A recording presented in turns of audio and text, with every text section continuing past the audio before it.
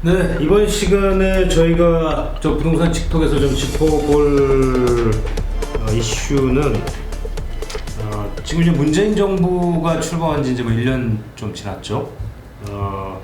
이제 부동산 정책도 사실 굉장히 많이 나왔습니다. 아무래도 뭐 부동산 가격과 시장이 워낙 이렇게 뜨거웠다 보니까 정부에서도 여러 정책을 내놓을 수밖에 없었는데요. 뭐 크게 보면은 세 가지 정도의 정책이 이제 현재 문재인 정부의 큰 줄기라고 봐야 되겠죠. 네. 그게 첫 번째가 이제 뭐 주택시장 가격 안정 부분이 있을 거고, 두 번째는 이제 주거복지 로드맵도 발표가 됐었죠. 네. 그리고 이제 세 번째는 이제 도시재생, 뉴딜. 예, 이 세 가지 정도가 이제 크게 보면 이제 이 문재인 정부의 핵심 3대 정책이다. 네. 뭐 이렇게 볼 수 있을 것 같은데, 지금 보면은 뭐 이제 가격적인 측면은 뭐 일단 잡힌 거죠. 좀 어느 정도는 좀 안정을 좀 찾는 분위기인 것 같고요. 뭐 도시 재생은 이제 막 시작이 됐기 때문에 뭐 큰 틀에서 성과를 보자면 노리기가 좀 어렵죠. 이제 성과를 좀 이제 막 하는 것 같고, 뭐 제 이제 좀 주관적인 그 인상 비평입니다. 네.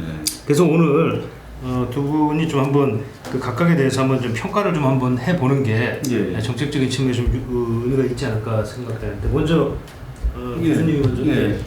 그 말씀하신 대로 세 가지 정책이 있습니다. 그 주거복지와 관련된 것하고 도시재생 이 두 가지는 대선 공약에도 이제 크게 다뤄져 있고, 그 다음에 이제 국정과제 100대 과제를 집권 초기에 만들었습니다. 작년 가을에 만들었는데 거기서도 두 가지 내용을 가지고 한 4개의 국정과제를 만들었어요. 그래서 그건 아주 뭐 정확하게 잘 들어가 있고 했는데, 문제는 국정과제나 아니면 대선 공약에 전혀 없던 뭐 다주택자 때려잡기 이런 것들이 이제 그게 이제 사회 관심을 제일 크게 받는 것 같아요. 그 이제 먼저 하나하나 말씀드리면은 주거복지 로드맵을 크게 보면 두 가지로 볼 수 있을 것 같습니다. 가계부채 축소를 어떻게 할 것이냐에 담긴 내용하고, 그다음에 공적 임대주택 100만 원을 어떻게 공급할 것이냐 이런 것들인데, 그 가계부채 축소는 뭐 선진국에서에 비해서도 굉장히 수준 높게 잘 나와 있습니다. 예를 들어서 미국 같은 경우에 딜레버리징 과정에서 500만 가구가 길거리에 앉았거든요.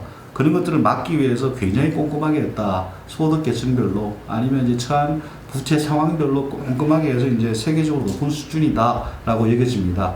다만 이제 그렇게 꼼꼼하게 챙겨주다 보면은 모랄 해저드 문제라든가 아니면은 이제 가계부채 축소가 과연 실효성이 있겠는가, 그런 비판은 나올 수 있겠지만 하여튼 꼼꼼하게 했다라고 보여집니다. 주거복지 로드맵 같은 경우에도 이제 이 정부가 처음으로 이상한 용어를 썼습니다. 공적 임대주택이라고. 과거에는 이제 공공임대주택인데 약간의 금액이라도 지원하면은 이제 공적 임대주택이라고 해서 5년 만에 100만 원을 짓겠다 했거든요. 그건 어마어마한 양입니다. 우리가 보통 한 40만 원 내외를 이전에 공급하고 있는데 그 반 가까이를 매년 공급하기도 했는데 과연 실현될 것인가에 대한 의구심은 많습니다. 지금의 예산이라든가 이걸 봤을 때는 좀 문제가 있다. 근데 그 과정에서 좀 꼼수들이 막 나오고 있습니다. 뭔가 하면 올해 착공을 뭐 100만 원, 10만 원을 했다라고 해야 되니까 신청 건수를 가지고 착공 건수를 바꾸기도 하고 뭐 이런 것들이 있는데, 제발 이제 그런 꼼수는 부리지 말고, 어차피 뭐 지금까지 노태우 정부를 제외하고는 주택정책 목표를 달성한 정부는 하나도 없습니다. 과도하게 시작했다는 거 인정하고 솔직하게 나가는 게 좋지 않겠느냐. 그리고 그 과정에서 뭐 청년 임대주택이나 뭐 이런 임대주택을 짓는 과정에서 그 저번 정부하고 똑같습니다. 중앙에서 밀어붙이고 주민은 반대하고 이런 것들이 똑같이 벌어지고 있는데, 이거는 이제 너무 밀어붙이게 한다는 거예요. 주민들을 좀 설득하고 도시 재생하고도 연계를 하고 이렇게 하면은 좀 주민들이 같이 할 텐데, 벌써부터 지자체장 중에 몇 명은 우리는 임대주택 안 짓는 게 공약이 하겠다 이런 지자체장들도 나오고 있습니다. 주민들이 반대하니까. 사실 청년이라든가 신혼부부 임대주택은 과거 임대주택하고 다를 가능성이 큼에도 불구하고 밀어붙이기 식이라서 좀 불편한 게 나올 수 있지 않나, 그런 것들이 좀 단점으로 보입니다. 사실 뭐 대선 공약이나 국정과제에 포함되지도 않은 그 가격 안정화 정책이 있는데, 이 부분은 문제가 굉장히 많은 것 같습니다. 주거복지 로드맵 같은 경우에는 뭐 발표를 몇 차례 연기하기까지 하면서 굉장히 뭐 꼼꼼하게 잘 만들었는데, 뭐 파리 대책 같은 경우에는 장관이 휴가가 있다가 불려와가지고 발표하고 뭐 그렇게 했거든요. 굉장히 좀 허술한 것 같습니다.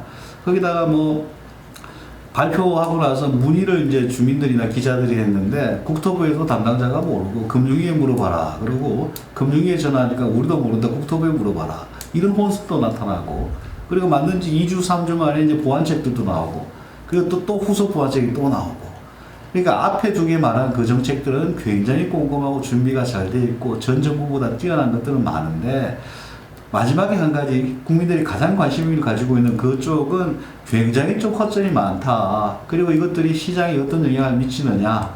지금 당장은 좋을지 모르겠지만 2, 3년 지나서 서민들한테 어떤 영향을 미치느냐. 이런 거에 대한 고민들은 너무 짧아가지고 좀 문제가 있어 보인다라고 보여집니다.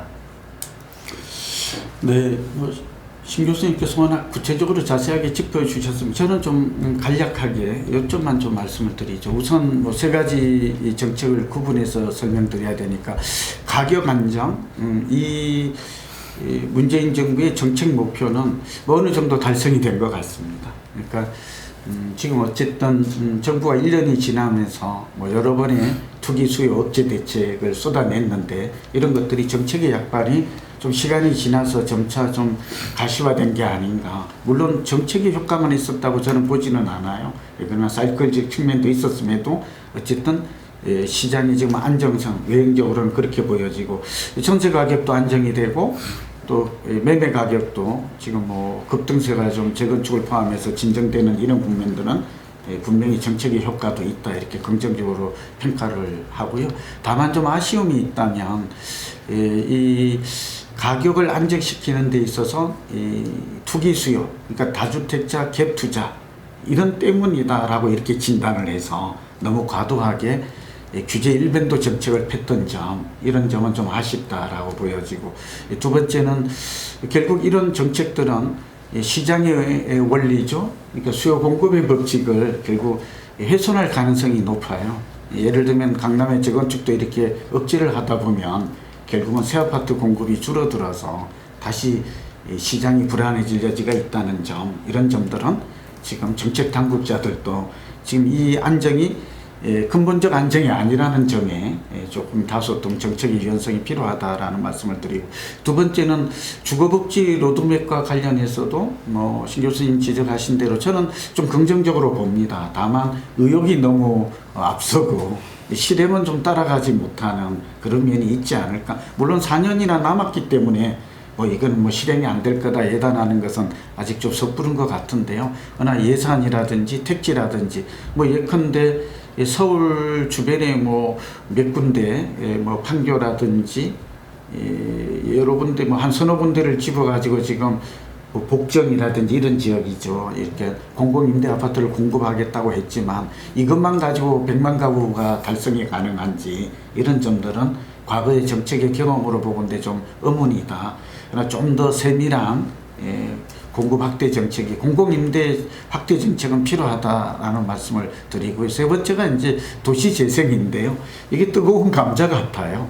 그러니까 서울시도 당장 지금 이번에 보니까 뭐 7개 기준을 만들어서 뭐 투기가 우려되기 때문에 이제 보류를 했고, 지방에도 선도 지역이라서 시범적 발표를 했습니다만 아직은 이렇다 할 가시적인 성과가 나타나기 어렵죠. 당장 50조 원을 쏟아붓겠다고 했습니다만 이 재원을 어떻게 조달할 것인지 여기에 대한 계획도 아주 확실하지 않고, 또 시범지구마저도 이런 것들이 성공할 것이다 이런 데는 좀 미지수인 것 같아요. 그래서 도시재생 부분은 정부가 너무 좀 조급하게 목표에 치우치지 말고 정말 도시의 공간구조, 경쟁을 좀, 도시의 경쟁력을 갖출 수 있는 방향으로 주민들의 삶의 질을 향상시킬 수 있고, 그러한 좀 거시적, 장기적 관점에서 추진됐으면 하는 바람입니다.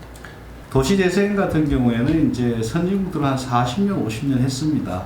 근데 그 결과들이 엇갈리고 있는 지역들이 많고, 사실 지방 대도시나 서울 같은 데서는 성공을 하고 지방은 거의 실패가 더 많아요. 그래서 이제 이것들을 과연 5년 만에 10조 원, 수백 개를 지정해서 하는 게 바람직하냐. 뭐 제 주변 사람들은 대부분 이렇게 얘기해요. 한 90% 이상은 또 예산 낭비하겠구나. 몇 군데는 성공하고. 제가 선진국들 사례를 보게 되면은 성공 사례가 한 5 내지 10%예요.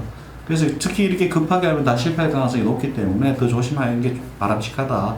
그래서 지금은 공약 사항이 아니잖아요. 이제 집행이니까 조심해야 한다고 했고, 고 대표님과 의견이 좀 다른 게 가격 안정 효과가 있다라고 하는데 저는 뭐 거기에 대해서는 전혀 반대 생각을 하고 있습니다.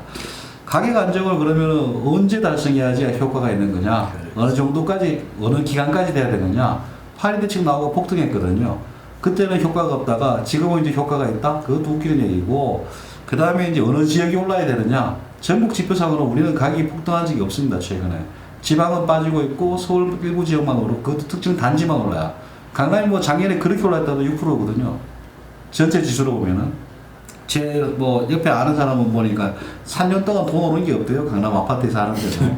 그런 아파트도 있고, 재건축은 폭등하고, 그래서 이제 어느 지역이 어디만큼 올라야지 가격 안정이냐. 그런 정의도 없이 그냥 이렇게 평가하는 건 불가능한 것 같고, 시장은 자기 그대로 가는 게 아니냐, 그런 것 같습니다. 그리고 이제 지금 이번 정부가 가장 그 정책을 하면서 문제가 됐던 건 거래 절벽이에요. 누구도 거래 절벽에 대해서 얘기를 안 하고 있어요. 거래 절벽이라는 거는 시장 거래가 멈춘 거고 경제가 멈춘 거예요. 그로 인해서 사회적 비용이 지금도 아마 수조 원 이상 발생하고 있을 겁니다. 집 사고 싶은 사람이 못 사가지고 보는 피해, 팔아야 될 사람이 팔지 못해서 당하는 피해, 그런 기회비용들을 감안하면은 이 거래 절벽을 어떻게든지 극복하지 않으면은 경제적으로 굉장히 문제가 있을 것이다, 입니다. 그리고 이번 정부에서 이제 투기 수요라는 표현을 굉장히 자주 쓰는데, 한 몇 년 전에 뭐가 투기냐를 물어본 적이 있어요, 국민들한테. 집 3개를 갖고 있는데 30년 동안 보유했다. 이 사람은 투기자이냐? 상당수가 아니라고 했어요. 집 2개를 갖고 있는데 1년마다 팔았다. 이 사람은 투기꾼이라고 봐요. 굉장히 복잡한 개념이 들어있는 게 투기수예요. 투기를 학술적으로 정의할 수 있는 건 없습니다. 가장 편한 거는 내가 하면 투자고 남이 하면 투기다, 이렇게 표현을 하고 있는데, 내로남불. 그 투기라는 것들에 대해서 다주택자 중에서는 뭐 임대사업을 등록하고 하는 사람들도 있는데, 등록하지 않고도 수십 년 동안 보유하면서 저렴하게 공급한 사람들도 있습니다, 실제. 근데 그 사람들을 어떻게 일률적으로 다 투기꾼으로 몰아가지고 할 거냐.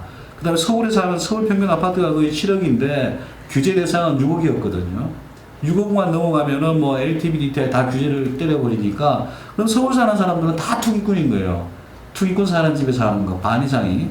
그런 것들은 좀 과한 정책이 아니었냐. 실제 시장 상황하고 좀 맞춰봐야 되고, 그렇게 하니까 이제 뭐 신혼부부들은 우리 소득이 맞벌이는 더 되는다니까 또 풀어주고, 또 뭐 하니까 신혼부부 7년 지나면 안 돼요, 또 풀어주고. 이렇게 하다 보니까 이제 정책이 좀 더 꼬이는 게 있다더라. 그리고 이제 뭐 정부가 규제를 계속 강하게 하다 보니까 뭐 로또 청약 같은 단점도 폐단도 나오게 되고, 그런 것들이 이제 시장 전체를 보고 하는 게 아니고 그때 때방식으로 하다 보니까 그 좀 예상하지 못한 그런 부수적 효과가 많이 나와가지고 혼란의 한 해였다. 저는 그렇게 규정하고 싶습니다. 정책과 부동산과의 관계를 보면 정책의 수단에 따라서 이제 그 단기적, 장기적 효과가 좀 다르게 나타난다는 점을 좀 첨언해서 드리고 싶고요. 두 번째는 지금 이 정부가 쏟아낸 이런 정책들은 저는 이제 가격 안정 효과는 있지만 바람직한 정책은 아니었다라는 데는 저도 좀 동의를 합니다. 뭐 예컨대 다주택자 양도세 중과라든지 이렇게 대출 규제 이런 것들은 단기적 효과라기보다는 중장기적으로 부동산의 자금의 유입을 차단을 하고 투자 수익률을 근본적으로 낮춘다는 점에서는 일시적 효과가 아니라 시간이 갈수록 그대로 그 규제의 효과가 나타날 가능성은 많다. 여기다가 이제 보유세까지 나오게 되면 상당히 시장의 시간이 갈수록 규제 정책의 효과는 더 힘을 발휘할 가능성은 높다라는 점. 다만 이런 것들이 이제 일시적인 진정 효과만 있을 뿐이고 결국 시간이 간다면 또 다른 부작용, 예를 들면 공급을 줄여서 수급이 불균형으로 인해서 다시 급등할 가능성이 내재되어 있다라는 점은 정부도 그렇고 또 우리도 알고 대응해야 한다고 생각됩니다.